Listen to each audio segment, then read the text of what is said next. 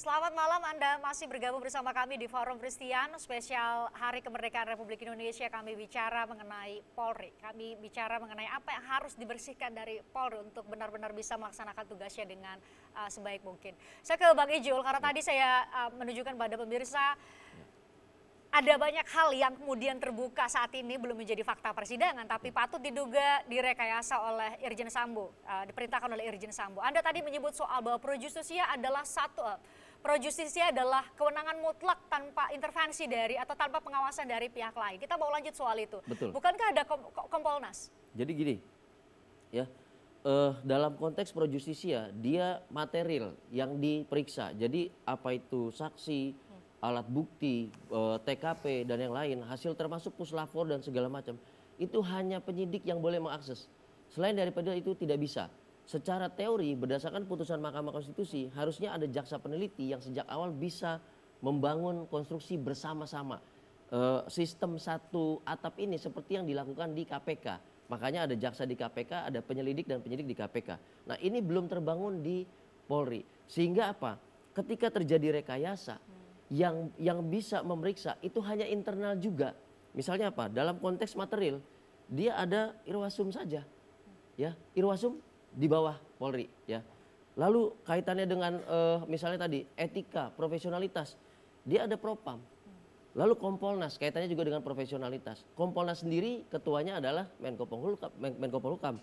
Dan kita tahu beberapa anggotanya didominasi dengan alumni dari Polri juga. Gitu. Menurut Anda harus ada peremajaan atau restrukturisasi di Kompolnas atau harus ada lembaga lain? Belum sampai situ. Ada yang namanya Propam. Ini divisi yang diduduki oleh Irjen Pol Verdi Sambo. Dan ternyata segala pemeriksaan itu dilakukan secara internal dan itu sangat powerful. Dan ini sangat mempengaruhi juga sistem promosi mutasi yang sampai saat ini di tubuh Polri belum pada titik merit system. Ini kaitannya dengan yang tadi jadi orang dikatakan. Bisa dapat bintang jadi karena? Ini ada power, ada Propam juga di sana. Apakah terhubung dengan Irwasum, terhubung dengan Kompolnas dan yang lain? Ini belum tentu. Jadi harusnya dia bersifat mandiri. Harusnya juga dia kemandiriannya itu melibatkan pihak luar agar akuntabel. Ada akademisi, ada ahli. Ini justru menjadi momen ketika yang saya sampaikan sebelumnya kepada teman-teman media.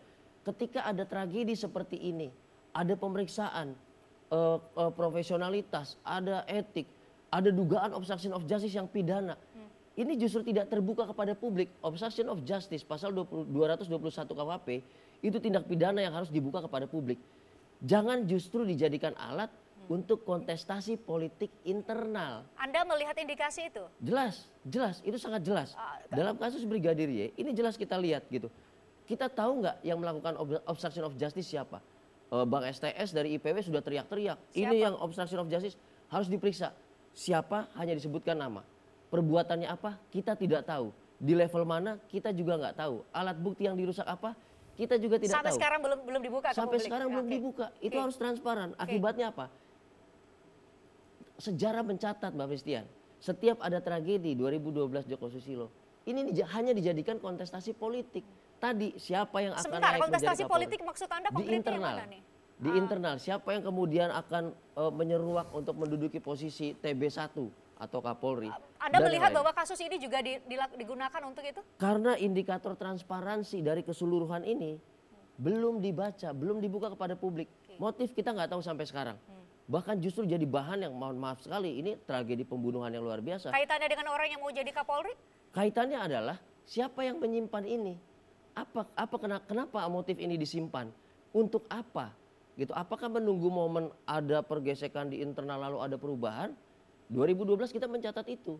Lalu sebelumnya 2009 Komjen Susno Duwaji juga seperti itu.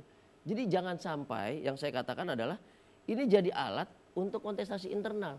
Padahal pro justisianya, transparansinya, akuntabilitasnya itu belum terpenuhi. Nah ini bahaya. Ada korban, ada masyarakat yang harus dijelaskan. Pak Sugeng, Anda ini apa namanya tuduhan yang sangat serius kalau memang kasus-kasus seperti ini justru digunakan untuk apa namanya? Untuk melahirkan atau menjadikan seseorang ya siap untuk atau naik daun dalam tanda petik sehingga dia bisa menjadi apa sasarannya tadi Anda sebut TB1. TB1. Tribata 1, Kapolri begitu. Anda juga melihat itu ada praktik seperti itu, Pak Sugeng? Pak Sugeng?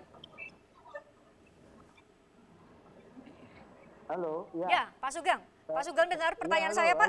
Halo, dengar. Sudah dengar suara saya? Saya mendengar dengan Saya baik. justru melihat ya kasus kematian Brigadir Yosua ini membuka kotak Pandora ya atau membuka tabir ya bahwa ada kelompok yang memang mau melakukan satu proses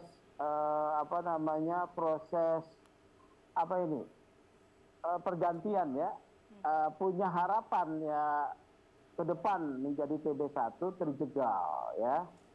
Ini terjegal ya karena tindakannya yang melawan hukum ini. Ya, dan kelompok ini saya katakan kemarin adalah kelompoknya gengnya Pak FS Sambo ya, kelompoknya Pak Sambo. Sebetulnya kelompok ini ingin menjadikan beliau ini adalah calon TB1 ya. Tetapi ternyata kalau orang Jawa bilang nggak kuat pangkat dan nggak kuat derajat ya. Nggak kuat pangkat, nggak kuat derajat itu tindakannya seorang bintang 2 yang mungkin di dalam kelompoknya digadang-gadang untuk menjadi TB1 hancur berantakan karena sikapnya ya yang kemudian emosional membunuh. Nah, sebetulnya ini yang saya maksudkan. Dia punya proyeksi menjadi TB1 ya. Punya rencana soal jadi atau tidak kan itu namanya punya rencana. Dan dia menyiapkan langkah-langkah itu dengan supporting sistem yang kuat. Ini yang saya mau sampaikan. Mengapa kemudian ada 65 orang yang diperiksa terjun bebas masuk ke dalam jurang untuk melindungi satu kejahatan. Ini kan ada satu relasi kuasa yang sebelumnya terbangun. Relasi kuasa bawahan atasan yang bukan atas dasar instrumen hukum, tapi atas dasar kepentingan ya. Nah, terbongkarlah 65 orang ini, 35 orang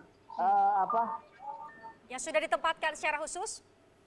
Ya, 35 orang sudah dikenakan dugaan pelanggaran kode etik dan juga mungkin obstruction of justice. Buyar ini kelompok. Ya, saya kemudian menggunakan terminologi mafia ya karena kerjanya seperti itu.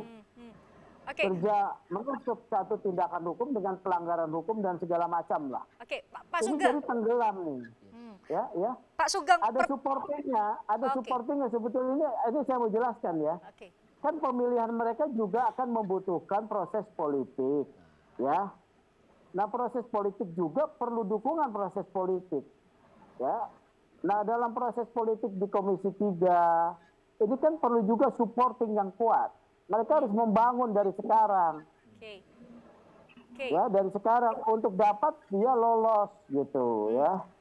Jadi nah ini terjadilah peristiwa yang di luar dugaan itu. Oleh karena itu ini mungkin bukan satu-satunya kelompok. Ada kelompok lain yang juga punya hal yang sama mungkin ya kalau yang kelompoknya. Ini kan sudah nyata nih di dalam analisis saya ini Alais. Pak Sugeng. Oleh karena itu ya, halo. Pak Sugeng maaf saya potong. Pak Sugeng, kalau Anda menduga, patut diduga bahwa Verdi Sambo membentuk kelompok dan kemudian untuk menyiapkan dirinya menjadi karena ia mengincar posisi TB1, maka jadi pertanyaan berikutnya adalah berarti apakah patut diduga bahwa kasus yang menimpa Irjen Verdi Sambo juga adalah serangan dari kelompok lain yang juga mengincar posisi TB1? Itu ada indikasi atau Anda punya jawaban lain? Saya menggunakan orang yang tidak kuat pangkat dan derajat. Ini istilah Jawa ya. Istilah Jawa ya. Jadi jatuh karena kesalahannya sendiri. Ini kan bukan kesalahan, bukan karena rekayasa orang.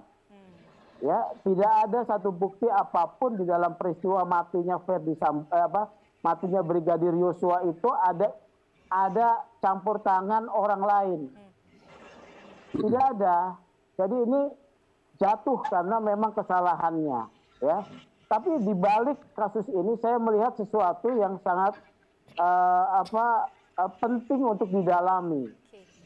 Kalau misalnya kelompok yang menurut saya bekerja bagaikan mafia ini kemudian naik ke dalam kekuasaan Polri, mau jadi apa? Segala macam yang diceritakan oleh Mas Julius ya, dan juga pengamat intelijen soal reformasi struktural, instrumental, kultural, itu bisa dibahas dalam ruang-ruang akademis, disusun kemudian oleh para ahli. Bukan itu, ya. Oke. Kita bicara soal undang-undang KUHAP, rancangan KUHAP dan KUHP aja nggak selesai-selesai. Yang di sana dimaksudkan Dominic Litis ya. Kemudian Undang-Undang Nomor 2 tahun 2002 tentang Polri yang sebagai Polri sipil itu juga sudah bagus ya. Tetapi kemudian juga itu nggak punya makna apa-apa di tangan kelompok-kelompok mafia. Nggak punya makna. Instrumen perpol yang disusun demikian rinci untuk kepolisian nggak punya makna. Karena memang yang paling problem ada transformasi kultural, ya, hedonisme, kekuasaan berlebih, arogansi, ini yang problem. Nah, dalam kerangka reformasi kultural itu yang sangat penting, mereka menyusun langkah-langkah untuk memimpin kelompok-kelompok yang mungkin punya niat, menurut saya tidak baik, ya, Pak Sugeng. tidak baik. Pak Sugeng, karena Pak Sugeng yang menggunakan istilah mafia, jadi saya ingin mengonfirmasi ini. Apa hubungannya, kalau kita bicara Anda menduga Verdi Sambo punya kelompok, apa hubungannya mafia yang Anda maksud dengan kelompok Verdi Sambo? Apa hubungannya? Jadi begini Mbak ya, ada satu kejahatan pembunuhan terjadi, ya. Kemudian dalam satu proses yang wajar, datanglah para penyelidik dan penyidik, ya. Harusnya kan disidik berdasarkan perkap tentang proses penyelidikan dan penyidikan. Detail itu di sana perkap itu, ya. Olah TKP, polis lain, barang bukti diamankan, berita acara penyitaan tidak dilakukan. Ternyata ini bukan hanya satu orang yang terlibat, 2 orang yang terlibat, 3 orang, 65 orang, Mbak. Yang punya kapasitas profesionalisme, yang disumpah untuk menjadi bayangkara negara, yang terikat dengan instrumen-instrumen regulasi internal yang ketat, tapi ditabrak, ya. Untuk apa? Untuk melindungi satu kejahatan. Cara kerja mafia adalah menutup jejak kejahatan dengan kejahatan. Caranya dengan mana? Menyuap, kalau perlu menghilangkan nyawa, kalau perlu mengintimidasi, kalau perlu menyuap, ya, kalau perlu merekayasa cerita. Ini kan terjadi semuanya. Terjadi di mana? Terjadi semuanya, terjadi di kasus Brigadir Yosua maksud Anda? Pak Sugeng? Apa kita lanjutin deh, Mbak Fristian. Tampaknya kenapa? Itu tadi penting. Kalau dibilang Bang STS, mulai dari olah TKP, mulai dari penyelidikan awal segala macam, yang hilang di situ adalah ada nggak pihak eksternal yang ikut di situ? Kalau kami melihatnya ada Kompolnas yang terus-menerus. Nggak bisa, Kompolnas tidak bisa masuk ke dalam penyelidikan awal. Itu tidak boleh dilarang. Terus siapa? Harus dibentuk lembaga baru menurut Anda? Itu yang saya katakan tadi, seharusnya yang kita katakan Dominus Litis, di situ ada kejaksaan. Di situ bisa ada yang memantau apakah konstruksi dari penyelidikan ini itu betul-betul tanpa intervensi kepentingan, intervensi mafia dan segala macam.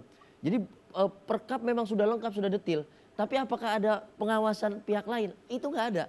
Nah, ini yang membuat semua rekayasa kasus itu kerap terjadi dan terus-terusan berulang. Repetisi nggak akan berhenti. Nggak ada yang ngawasin. Itu murni di internal saja. Oke, saya harus jeda. Saya berharap setelah jeda saya bisa berbincang dengan Ibu Rohani Simanjuntak, karena tadi kita ada gangguan audio dan kita masih membicarakan satu hal yang tadi saya kaget sekali, Bang Ijul, Anda sebut bahwa ini ada memang biasa terjadi ketika mau ada kontestasi pemilihan TB1 dan hal-hal yang seperti ini juga dilakukan sebagai bagian dari strategi. Saya pikir hanya di dunia politik ada strategi political marketing, tapi ya faktanya Anda punya indikasi itu. Sesaat lagi saya akan kembali untuk Anda, semoga sesaat lagi saya bisa mengajak Anda untuk berbincang langsung dengan keluarga Brigadir Yosua yang sudah bergabung dari Jambi. Ada Ibu Rohani. Sesaat lagi di Forum Christian.